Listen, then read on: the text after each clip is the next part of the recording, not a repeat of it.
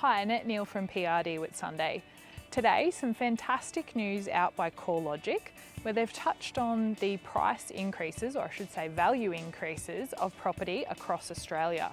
Now for January, we saw that go up by an average of 0.4%, which is up from the 0.3% we saw in November and December.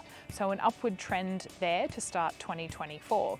And we did see some capitals outperforming others, with of course Brisbane, Perth and Adelaide leading the way at 1% price growth. We did see Melbourne and a couple of other places have some negative price growth. But overall, it was 0.4% up for the month of January. Now, of course, the latest inflation figures have come out, and inflation did not rise quite as much as they were expecting. So fantastic news there, meaning that we should hopefully see some interest rate cuts towards the middle of the year.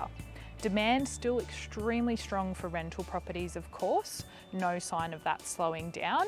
So some good news for investors, where if we see some interest rate cuts, it's going to be cheaper to get to borrow some money. Also, you may potentially be able to borrow more money, of course. So you might be able to get a foot into the property industry. Of course, we're also seeing some legislation being looked at in regards to the stamp duty concession for first home buyers. Currently it sits at $500,000, anything below that, you get a full stamp duty concession. Of course, trying to find your first home for under $500,000 now is very difficult. So the government are looking to potentially increase that up to $750,000, as the number of first home buyer loans has decreased over recent times. So some interesting statistics there, and it also, is looking good for property here in the Whitsundays for the coming 12 months.